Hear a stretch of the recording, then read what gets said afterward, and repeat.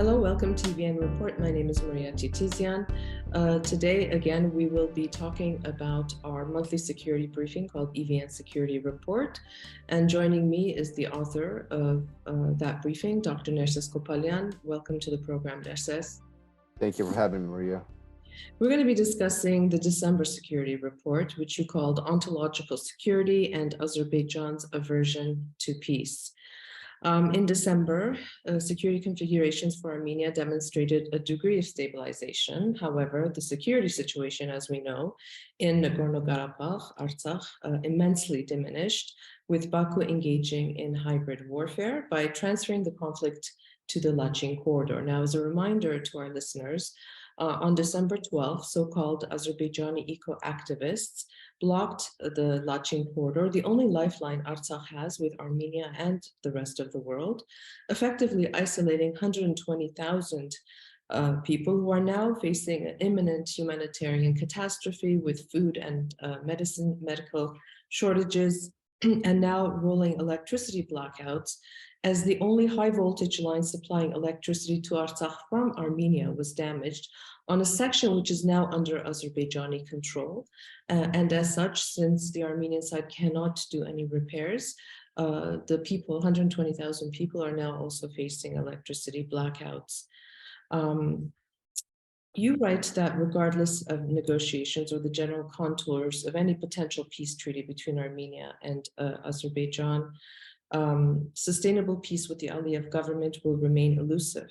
And to better understand why this is the case, you introduce this concept of ontological security, which I want you to expand on. But before you do that, again, to put everything into context, I would like to discuss the Russian peacekeepers, the Russian security architecture in Artsakh, peacekeepers who were purportedly there to protect the population of Nagorno-Karabakh, who are not able to do that at this time. And also Baku's hybrid warfare transference now to the Lachin corridor, you write, is meant to engage Yerevan, to trap Yerevan into a new conflict. You also talk about symmetrical aggressive bargaining with Russia and the EU monitoring mission. So I think we need to talk about all of these things before we talk about what you meant by ontological security. So if we can perhaps start with the Russian peacekeeping contingent there and sort of what Yerevan's actions have been thus far. So the Russian peacekeeping contingent there have actually not met Yerevan's expectations or that of the expectations of the Armenians of Artsakh. And that's been very, very straightforward. But we need to understand something very important. The peacekeepers aren't specifically there. Their number one priority isn't there to keep the peace or to protect the Armenians. The number one priority is to serve Russia's strategic interests. So if Russia's strategic interests at one point, for example, conflict with whatever issues or demands that the population of Artsakh might have, or Yerevan, officially Yerevan might have, obviously Russia's interests are going to supersede the situation. So in this context, there's a lot of confusion as to why aren't the peacekeepers, for example, resolving the blockade of the Lachin corridor. They clearly have the means and the ability. Or why isn't Moscow putting sufficient diplomatic pressure on Baku to open the corridor? Because it is creating difficulties for their own peacekeepers. So clearly interests here between Baku and Moscow are some level aligned. And so the peacekeepers there are not exactly there to keep the peace if preserving that peace or whatever activities that Azerbaijan engages in does not conflict with Russian strategic interests. So this, we have to understand this lens very, very importantly. The peacekeepers there first serve Russian strategic interests, and then secondary, all the requirements they have under the trilateral ceasefire agreement from November 9. With respect to Azerbaijan, and this is why I introduced the whole discourse on ontological security, and there's a lot of literature on this in international relations scholarship. This isn't something that's very, very original, but it's the first time that it's being applied to the region, especially in the post-Soviet space. We have to understand that there's a lot of confusion as to why Azerbaijan keeps creating the problems that it does. That what more does it want? That Armenia is willing to sign a peace treaty, for example, that is far more favorable to Azerbaijan, especially what's been proposed to Azerbaijan in the last 30 years, superseding any of their demands that have existed in the past. facing potential domestic instability over signing such a peace treaty, pressure from the West to sign this peace treaty, et cetera, et cetera. So Armenia is basically engaging all this behavior to achieve what Azerbaijan has been demanding since 2020. And so why does Azerbaijan continue engaging this hybrid warfare methods and techniques to prolong the conflict? Why is it introducing the notion of a Zangez corridor that doesn't exist in any document or agreement? Even Aliyev conceded to that today in a public interview that he did. Why is it including that into the narrative and discourse? So we're seeing all of these steps that are being initiated by Baku to derail any serious signing of a peace treaty or establishment of peace. Now, why is that? Okay. We know why Russia does not want peace in the region. Russia has had a long-standing policy of establishing frozen conflicts, and they control that frozen conflict. So if things are in their strategic interest, they would thaw the conflict. You would have some kind of internecine violence. They would step in, resolve that, therefore serve as arbiter and exercise leverage in controlling developments. It's a mechanism, it's a toolkit in Russia's regional apparatus thing, security apparatus, and its ability to enforce its interests. That's fully understandable. But Azerbaijan's aversion to peace has, to a very large extent, confused a lot of scholars and observers, because if you think that Azerbaijan truly wants peace, you're either being naive or you're hoping against hope.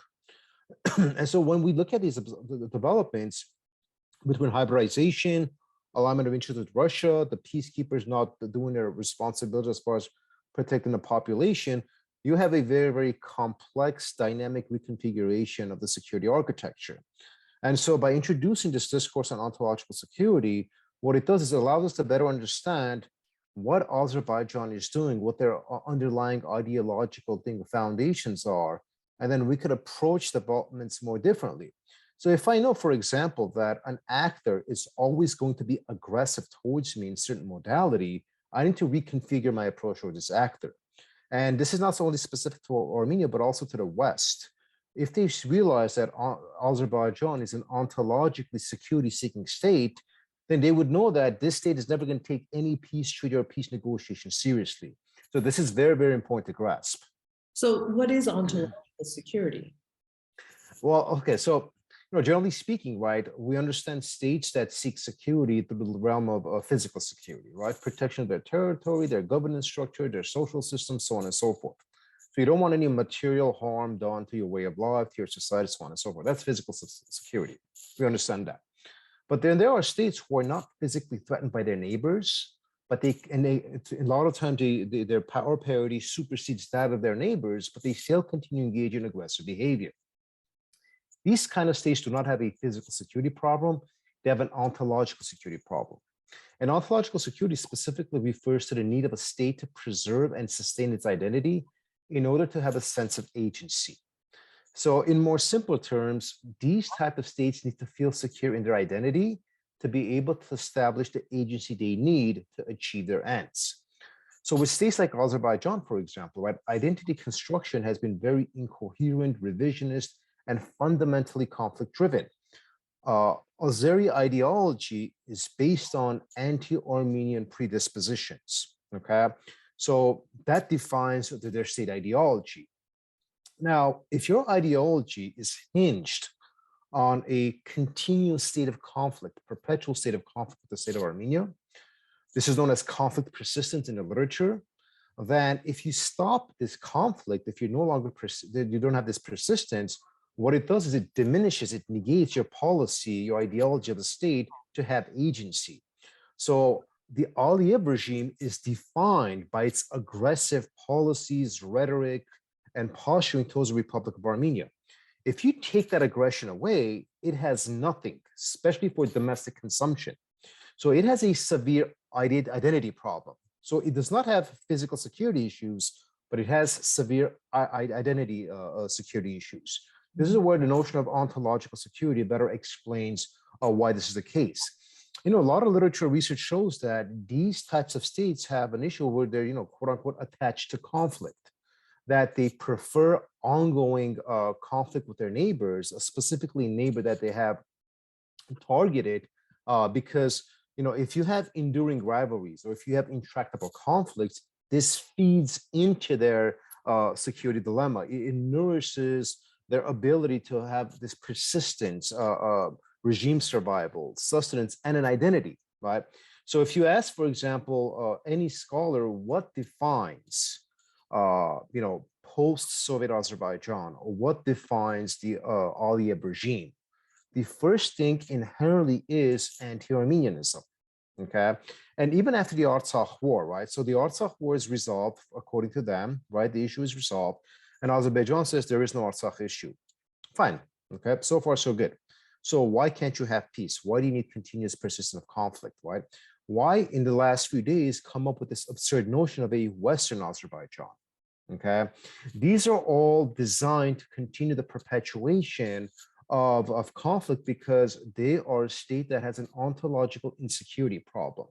So the underlying discourse here then is, regardless of what solutions are presented, Azerbaijan is going to artificially create new problems because conflict persistence is a necessity. When we understand this, right, two things become very, very clear. And, there's a lot of scholarship that supports this. So ontologically insecure states have two very important characteristics. One, peace is not commensurate with their conflict-prone identity. Okay, they have a conflict-prone identity, so peace is not commensurate with that. And two, should you achieve peace, that would create ontological insecurity for them. So there's an issue of self-negation. So when your state is designed and hinged on the perpetuation of warfare and conflict, once that is removed, there's a very serious void, a vacuum, whether that's ideational, domestic, social, and cultural. So all these configurations are what sort of, the notion of ontological security encapsulates and allows us to better understand. Now, there's some literature that's also suggesting Russia's invasion of Ukraine might be an example of some form of ontological security, that Russia's identity, right, is defined by this whole notion of Novorussia, new Russia, Ukraine being part of Russia, that is part of the Russian identity. So if we understand the Russian invasion of Ukraine through this lens, right, and we draw parallels to what Azerbaijan is doing, because Azerbaijan is using a lot of the Russian toolkit, we are seeing a lot of similarities here in historical revisionism, dehumanization, and all the other components that come with it. I want to talk about something that might appear to be simplistic, but let's talk about fatigue for a second, for the population of Azerbaijan. How long can Aliyev sustain this consistent, constant warfare, the tactics that he's using? At some point, is the population not going to say, where does this end? So there's a diversionary mechanism, and then there's a continuous state of war. From the lens of Azeri society, they're not at war. Armenian society is being attacked, and Azerbaijan is at war with Armenian society. But Azerbaijani society right now does not feel itself or consider itself to be at war. And this is why Azerbaijan has developed, Baku has developed a very robust hybrid warfare strategy. So when you're in a state of hybrid warfare, right, actual broad conflict happens every 10 to 15 years. So Azeri society would not experience what experienced in 2022. In that context, that does allow the Aliyev regime to kind of mitigate the fatigue issue that you're talking about.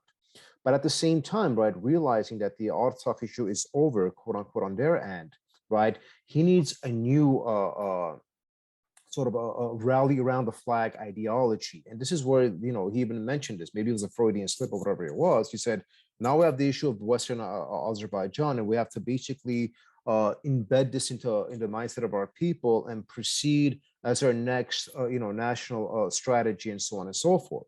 So, there's no more Artsakh issue from their lens. Now there's going to be a Western Azerbaijan issue. So by creating sort of these diversionary precepts, Aliyev regime is able to prolong sort of the rally around the flag discourse policy. Now, fatigue would be a problem if they were at continuous war. But 44 days of war, 3-4 days of war, 5 days of war, these do not create fatigue problems. And the regime knows this very, very well. So it does not in any way create domestic instability issues as far as fatigue is concerned. Their domestic instability issues are more related to economic and social repression, which is a different subject of conversation. And what about the actions of Yerevan? There have been criticisms that the Armenian government is not doing enough, perhaps, aside from calling for international pressure for Baku to stop the blockade. And if Aliyev's intention was to draw Yerevan in, has Yerevan played it safe or played it intelligently? Well, if we're talking about the no new policy, which I've written about, and it appears to be what Armenia is utilizing right now, deterrence by denial, right? If our objective to deny their objectives, and this is how we deter them by denying them. So in that context, if their goal was to draw Armenia into a conflict, and we denied this, right, by engaging in sort of a more prudent foreign policy and prudent security policy, then that denied Azerbaijan's objectives. And so in that context, a lot of times you could do a lot by not doing what the enemy wants you to do. So this is very important to consider. Also, when we say Yerevan is not doing enough, you have to understand the capabilities, the toolkit, the resources you have at your disposal. So the strongest resource that Armenia has at its disposal is its diplomacy, because we have securitized it. And so the success that we've seen at the UN, the international pressure that we're seeing, obviously these are not solutions. But if we compare this to developments we had 3 years ago, 5 years ago, 10 years ago, you can't compare. So we have made exponential advances in improving our international capacity to bring some level of influence and to use international legal instruments in our favor. So those are the components that we're talking about. Now, when we say enough isn't being done, what constitutes enoughness? This is very important to talk about, right? Has Yerevan been able to solve the problem? Of course not. Can Yerevan solve the problem? Of course not. Okay, this is why you have a severe power disparity. But what is Yerevan doing? Yerevan is utilizing a two-tiered method. One, as we noted, they are diplomatizing their security by engaging international instruments and international community. Second, which I've written about and published, they are engaging in asymmetrical aggressive bargaining, where basically they're putting Russia on the spot, right? So you have the international component, and then you have the Russia component. You have international pressure, okay? You've achieved this to some level, and it's continuous. Now, how do you get Russia to do its job as both your ally, your security guarantor, and those responsible for preserving, access to the Lachin corridor and Artsakh security?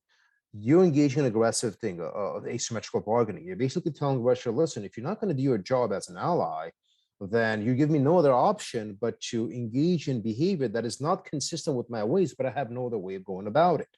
So criticizing the peacekeepers, whether directly, indirectly, or tacitly, is one component of this. Recently canceling the CSTO exercise in Armenia is one example of it. So we are seeing Armenia basically saying, we have nothing left in our relationship with you when it comes to our security. So if you're not going to do the bare minimum, you're putting us in a position where we have to basically engage in asymmetrical bargaining with you, and we're going to deny to you what you're used to receiving from us until you meet your minimum requirements. So the approach here is basically two-tiered, dealing with the regional hegemon, Russia, who's in decline, and all the international mechanisms that we have that we keep utilizing. There has been severe criticism by some sectors of Armenian society that Armenia's aggressive, if we want to call it that, behavior toward Russia, because of Russia's absence or the inability that it is showing in protecting or in being Armenia's security partner. Having said that, and you've written that Russia's behavior is always highly transactional and it's based on the unilateral advancement of Russian interests. As long as Russia's interests remain here, Russia's not going to pull out. But if it were to deny Armenia any kind of security guarantees, what other alternatives does Armenia have or Artsakh have at this point? I mean, it's great that the West, the United States and Brussels are speaking out and are calling Baku out. But at the end of the day, how are they going to protect the people of Artsakh? So this isn't a black or white issue, whether you kick Russia out or you keep them. That's a very, an infantile, very primitive discourse that we're seeing in Armenian society, right? Some of the people that you mentioned are utilizing these conversations. And those kind of individuals are basically trying to perpetuate the dependency structure, which brought Armenia to the situation that it finds itself now, right? So escaping dependency on Russia or unhealthy extreme dependency on Russia is not the same as having a healthy relationship with Russia. What we have is a very unhealthy relationship. And Russia continues to perpetuate that unhealthy dependency by basically not supporting us and making the situation more dire. So we need to be cognizant of that. Now, the solution isn't antagonizing Russia, where you create a situation that you have, 2008 in Georgia or something of that caliber. That's not the conversation here, right? Nobody's telling the peacekeepers to leave. Nobody's saying the Gyumri Air Base has to be removed, so on and so forth. These are sort of, strawman arguments. It's a slippery slope arguments that are being made that the government never has said this. Well, what we're seeing is that if Russia has responsibilities towards Armenia and they're not meeting those responsibilities, then Armenia has no other choice but to seek other avenues. This isn't the same as telling Russia, leave the country or stop being our ally. We're actually saying, please be the ally that you're supposed to be. So these are two different conversations. Now, Russia is saying at this point, not only can I not be the ally that you want me to be, it's in my interest to actually work with your enemy. Okay, so noting these developments, Armenia has no other option, right, but to seek other avenues. Now, these other avenues, again, does not suggest that Armenia is kicking Russia out or they're antagonizing Russia. You're just basically seeking mechanisms to curb Azerbaijan's behavior. So going to the UN Security Council, for example, isn't about Russia, it's about Azerbaijan, right? Purchasing weapons or seeking military expertise, support, knowledge from the West isn't about Russia. It's about developing sufficient capabilities to protect yourself from Azeri aggression. So I think there's this false dichotomy where any Armenian behavior, right, that requires the deepening relations with the West is somehow anti-Russian. No, that behavior is anti-Azeri, but it is not intrinsically anti-Russian. It's just you have no other options, right? Either you're going to starve and be massacred, hypothetically speaking, right? Or you have to find solutions. So the discourse that, risk starvation and slaughter just to not to appease, upset your northern neighbor is a nonsensical conversation. So I think we need to sort of, bypass this false dichotomy that every time Armenia works with the international community, that it diversifies its partners, that somehow is anti-Russian, is a intellectual dishonest conversation. Armenia does want to have very close relations with Russia, especially when it comes to security, but Russia is not able to provide that at the moment. So what do? And this is why, you have to take the approach that you're taking. Okay, coming back to Azerbaijan's ontological insecurity, there are three configurations that you talked about. Just for the record, let me just read them again. So first, peace cannot be obtained with Azerbaijan as long as Baku suffers from ontological insecurity. Second, even if a peace deal is reached, regardless of how it's reached, Baku will continue its hybrid warfare doctrine since it must engage in some modality of warfare. And thirdly, Azerbaijan's conflict with Armenia is neither territorial or physical, but rather ontological.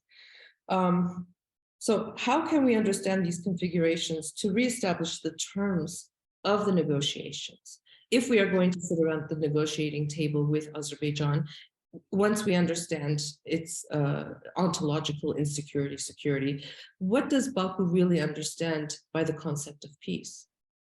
Well, this is the issue. If Baku does not find peace preferable, even on its own terms, whatever that may be in a maximalist position, right, then we have to operate under the logic that that Baku is negotiating in bad faith. Okay. Once we understand that, we have to view these negotiations not anything as substantive with respect to reaching an ultimate end, but a process for which both sides are seeking some level of posturing to see how things develop down the line. So our negotiations with Baku, even though they're in good faith, we seek peace, we have to understand that Baku does not want peace, that peace contradicts its ontological predispositions, and those define their interests as they understand it. So noting this, right, Armenia has one option, and that is to develop sufficient deterrence capabilities where Baku cannot do what he wants to do, right? If Armenia has the military resources or the sufficient international pressure that curbs Baku's behavior, you may not achieve peace, but at least you will achieve some level of security until you enhance your security architecture to the level that you're no longer directly threatened. But assuming that some kind of a peace treaty is signed with Azerbaijan, hypothetically speaking, about Artsakh, so on and so forth, what do you do with a country that the next day comes up and says, well, we have peace, but there's an issue of Western Azerbaijan that we want to discuss? I mean, this is ridiculous, right? Nobody's stupid enough to not understand what Baku is doing. And so this is why, when you get to the bottom of it, anything on paper is not going to have substantive relevance, at one. Second, they're going to have continuous hybrid warfare. Their system is designed for that, okay? So let's say through international pressure, something is signed, okay? That is not going to end Baku's, hybrid warfare strategy. Today they speak of a Zangezur corridor. Tomorrow they might come up with another issue and suggest, well, this issue that we're talking about is not part of the peace treaty, therefore there's a new problem, et cetera, et cetera. So manufacturing crisis is part of their hybrid warfare doctrine. So understanding all of these, including the overarching ontological security problem that they have, peace treaties in essence are procedural things, but they're not going to produce anything when the other side doesn't want it. And from their lens, it harms their interests. And so how do you curb their behavior? You have to develop robust deterrence capabilities. And this is the main thing that Armenia should continue working towards while utilizing the negotiating process to at least keep the international community engaged. Very complicated situation, obviously, and it, like you said, it boils down to Armenia increasing its military strength, its capabilities, its deterrence capabilities in order to protect itself, the population, and Artsakh. Nerses, thank you for helping us to understand a little bit more about this concept of ontological security and understanding who we are dealing with, who our partner is in this peace process, in bad faith, in good faith, and in whatever format it is. Because if we don't understand the partner, then we cannot achieve any kind of a settlement. We look forward to the January briefing. It's very unclear at this moment how long the blockade of Artsakh will continue. And I think it's really important, since we have this platform, to really talk about the importance of applying continuous international pressure on Baku. We're seeing it is a catastrophe unfolding before our eyes. And there is this notion that you also brought up several weeks ago about a humanitarian airlift as a possibility to bring in much needed supplies, medicine and food to the population in Artsakh. Those are very, very severe concerns, but our understanding is that Russia is obstructing the process. And so they're not going to allow us to internationalize the issue and bring in international organizations to do airlifts and so on and so forth. But I think Azerbaijan is going to play this very cleverly in conjunction with Russia. They will allow the situation to worsen, but they're not going to allow it to get to a level of a humanitarian crisis as severe as famine or anything of that sort, where we'll outrage the international community. So we need to view developments in Artsakh along the lines of collective punishment and nothing else at this point. And in our January security briefing, I will be introducing a further discourse on Armenia becoming a military porcupine and how we could go about doing this in developing capabilities that down the line would curb Azerbaijan's behavior from engaging in these kinds of hybrid techniques. Thank you, Nerses. My pleasure.